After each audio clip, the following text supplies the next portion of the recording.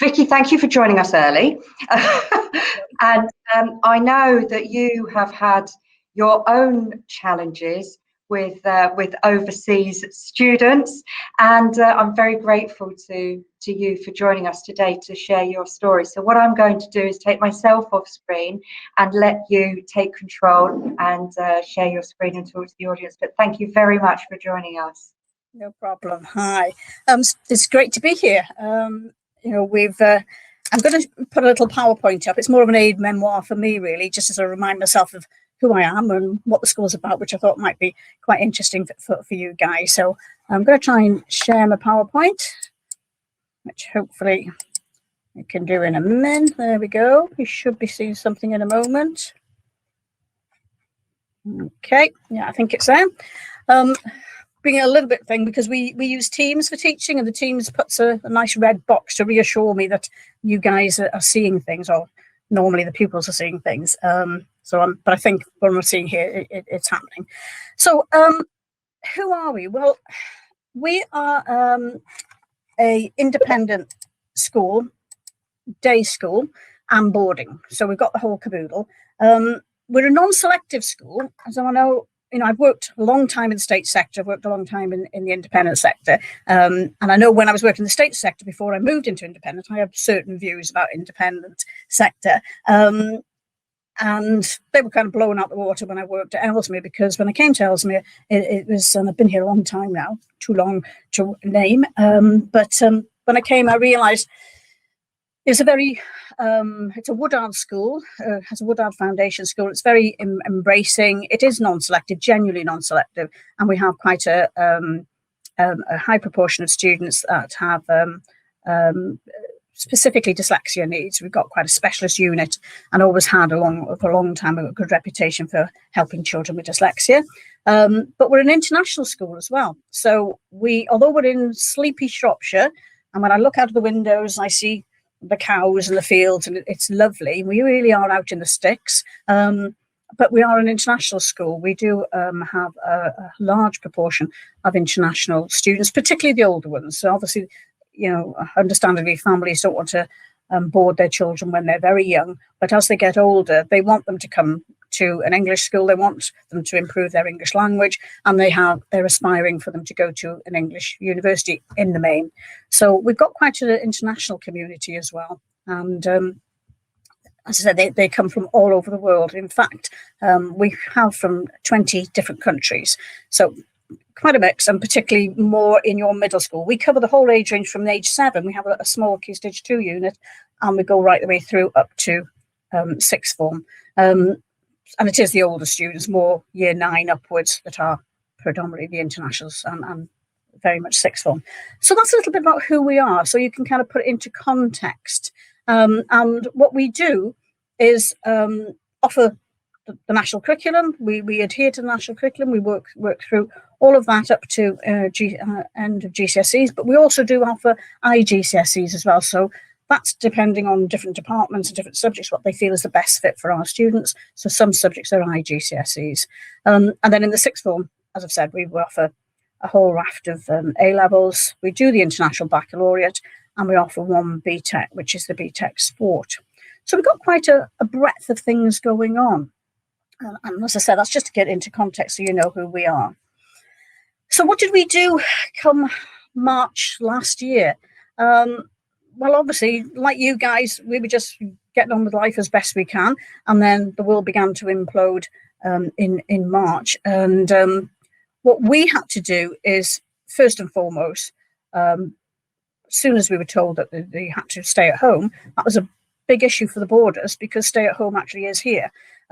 So clearly we started that kind of situation with the trying to move the staff onto online, rapid upskilling going on. So it was a lively time, but in particular, there was this added addition of how do we cater for the boarders who were scrabbling around trying to organise, or their parents were trying to organise flights, and our house staff trying to support them, who are teachers, people who run the houses, our house masters and mistresses are teachers. They have a reduced timetable, but they are teachers. We don't have a house parent sort of setup, and so they were very involved in helping to support these children in getting home. And there was a big gap then, because clearly keeping the learning going was quite difficult with all this going on. But we did the best we could, whilst we were upskilling the staff at the same time. We sort of, over the coming weeks, towards Easter, we started having more and more children actually at home and getting them onto flights and abroad. And then we began to realise that whilst it was great to get everything online, we had a big issue of the time difference for some of our students. And again, as you know, we see in our own sessions, there would be sometimes issues with regard to internet connections and facilities. And some of our students didn't initially go home. They went to guardians or family members in the UK whilst they were trying to sort out going home. So we did have people kind of all over the place with all various different levels of equipment and so on. So what did we do? Well, there was a lot of confusion. I have to hold my hand up. For a week or two, a lot of confusion while we're realising what the problems were, starting to talk to staff, talk to children, come up with various plans. It's amazing what you can do at a fast pace with a whole load of people in a very short space of time, when everyone's, you know, pulling the same direction, because everybody wanted to try and settle things down, get the children safe to wherever they be, either staying here and making sure they were okay here and not sort of rattling around in a boarding house on their own. So we had to reorganise all that. And also okay to travel home. And our day pupils were not feeling abandoned, and we were actually starting to connect with them. So it took a bit of time. But what we wanted to do, and what I put a slide up there, is just to talk about what our focus was to try and get things settled down quickly, to start to get ourselves online so we could start to set work. Obviously, we got our VLE, and we were sending emails to students and so on. And we have a policy which most schools have, where our students our pupils all have an Ellesmere email. So at least we were able to do some initial contact with that. But we also wanted to try and get things to run in some shape of normality. So the structure of the way we do things, such as our half-termly assessments, our feedback to parents, so the students knew we have a topic-based approach where they're working for 4 to 5 weeks, and then all subjects have an assessment, which is then informs what we call the period grades, which is for a period of time, the parents. So we have that kind of structure. We wanted to keep that going because it works. The children feel comfortable with it. They understand what they're working towards. But we had to find a way of making that happen, taking into account the time differences and all the other things. Anyway, so that was the busy work over the Easter, and then we came back at the summer term. By then, we had completely closed down on the boarding side. All the boarding children had gone home, with the exception of one, and I'll come back to him a little bit. I'll leave that as a cliffhanger. What happened to that one? So I will tell you in a moment. And obviously the majority of the staff working from home, we got them set up online and so on. We did have to have obviously staff on site who were working with the key worker children, but they were all day pupils at that point. So that was where we got up to, and that was how we faced summer term. Now I know we've been told by Lucy and Graham, and I understand this is not a frog sales pitch, so I like that. I like the fact that this is just us sharing how we've gone through this process. So I'm not doing a frog sales pitch, but I've got to put my hand up. You know, having frog as the VLE was brilliant because we upskilled. You know, we've all been there. We've all got half the staff singing and dancing and using the VLE, great, and we had the other half who were a bit lagging behind. Well, they certainly upskilled very quickly, and we did have staff on site, you know, on the team who were able to help them. So there's a great lot of collaboration going on, and we particularly found the frog quiz was really useful for us, not to solve some of these problems that we had in being able to have lots of different kind of assessments running at your appropriate time. So we do the teaching, we have a few weeks of topic based, and then we'd be setting our assessment week. We'd run our assessment week, and for those overseas, we could set timed assignments which they could do in taking into account the time difference, and that was good because obviously you might sort of say, well, how do we know it was them? Well, we timed them it was quite difficult for them to be able to, and they'd only be one attempt questions, so they wouldn't be able to go back and try it again and all that kind of thing. So that quite worked, and the children actually seemed to quite like it. It gave them a focus. They knew what they were working towards, and then they could see how they did. So that was really good, and we, like I say, upskilled tremendously on that front, and have made a great use of that. Other kind of assessments we've done is, like we're doing now, screen share.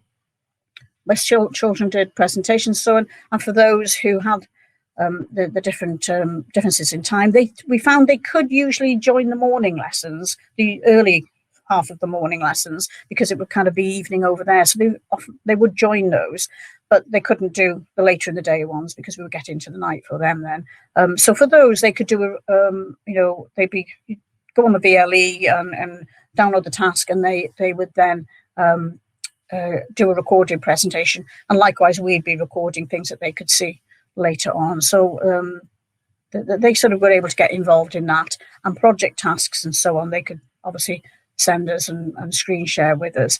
So it did mean that we were having online face-to-face contact with all the students that were overseas, but just they couldn't manage every lesson, and we had to work around that. But again, with the variety of tools that we had on offer, it had its ups and downs. It wasn't plain sailing, but it did work.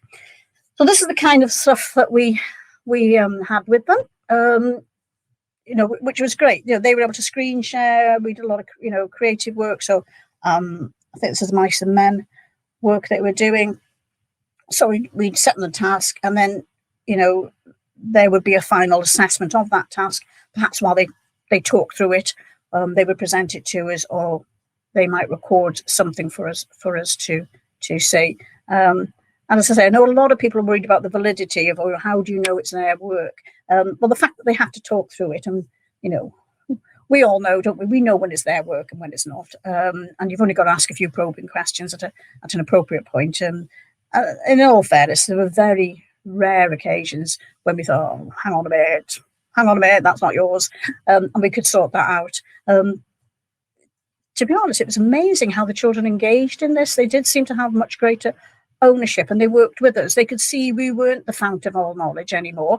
We would, have ourselves muted occasionally and do all of that sort of thing. And there was a camaraderie with the children, that they would help us as much as we would help them. So it's been a real, I've been in the game a long time now, and this has been a real interesting experience.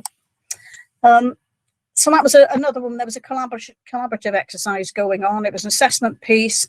They'd been set the task to do. Different people had to do different things, and then they collaborated. And that's the pupils collaborating on a whiteboard. And again, for the time zone people, then we would record it, put it up on the team site, and they would then access it later on, and they could still contribute to it. So they'd be able to see it, and they be able to see their friends in action, and then they could then add a slide on, or send a comment on to cover their bit. It took us a while. There was a lot of experimenting, but by the time we got sort of well into sort of April, May, we were kind of really settled into this way of working, and most staff were pretty comfortable with it. So I noticed Mick said a little bit earlier on about what we've learned. Gosh, we've learned a lot. That's, I think, the answer. We've been on this journey alongside with the pupils. And what I think we've learned is that we teachers can adapt at a pace that we just didn't realise we had in us. It's as simple as that. It's been amazing. The staff have been fantastic. Been a real, slog. And obviously some staff didn't see for months and months and months, other than on a screen. But we had meetings like this after school, to help each other and show each other what to do, and so on. I think our more reluctant tech users have realised you don't have to be tech savvy to actually teach with tech. With a kind of supporting and helping each other. People have really upskilled amazingly, able to, some of them are quite proud that they can share back now as well. And like I say, it was okay to make mistakes. And I think that's really been a fantastic experience for the students, that they see us making mistakes. And that's a good thing, because we can just laugh it off and say it's about attitude, isn't it? Those are the life skills we're teaching. That's just as important as, was mentioned, where everything places are on a map. It's just important that, okay, you get a couple of them wrong. Well, don't beat yourself up about it. You know, what, you make a mistake, you learn from it. And they saw us making the occasional bloopers, and it was good. It was good. And I think they really, I mean, the feedback we have of parents, vast majority, obviously some had internet problems, and we did have some one or two rucks and kind of engages, which we took action in and work with. But the vast majority were really kind of quite, in a strange way, enjoyed the journey. They felt more part of the learning process rather than we were doing it with them rather than to them. And that was a big game changer for us. And we've also learned that we can connect with the pupils when they're not at school, which is pretty obvious, isn't it? I don't know why we didn't think of this before. You know, if we've got students who have to return home overseas, perhaps they've been ill, but now recovering, but they're not well enough to come back, but they're ready to engage. We were just emailing them stuff, you know, boarding all worksheets. Well, now they can actually connect in a lesson. You know, the teacher can put them on a tablet or something now, and we did a little bit of that in sort of October, November when we were back in school. But we did have some people isolating, and they actually were sort of on a tablet on the desk, and they could be turned and shown to the rest of the class. And we are going to be doing that now from next week. We've got quite a number of students who are still overseas and won't be coming back next week. They probably will come back for summer term, but for the next 3 weeks, we're going to be teaching what we call hybrid teaching, where we've got a fair whack of the class in front of us in the room, but we've got a number online like this who's sort of dipping in and joining in the lesson, again, where the time difference allows. But we're going to carry on doing that because, as I say, you know, when we will have students sometimes who have to be at home and they're recovering and what have you in the future and have to travel home, and we can use this. So what we have found, I think, basically, is that it's been a journey, and it's not one I would have wished on anybody, but we have found that obstacles can actually become stepping stones. And I think that, you know, that's been a good outcome. There's been a lot that we have learned, and I think we're a better provider now for our international students, despite the time zones. And I think we're a better provider for all of our pupils. So I hope you found that interesting. And if nothing else, I found it very therapeutic. So thanks very much. Vicky, that's just brilliant. I think it's so lovely that you are just you've addressed all of those problems that you've had. You've embraced them. You've called them the bloopers. You're moving on and are actually incorporating things that you've learned into a better way of being a better school and a better provider for your learners.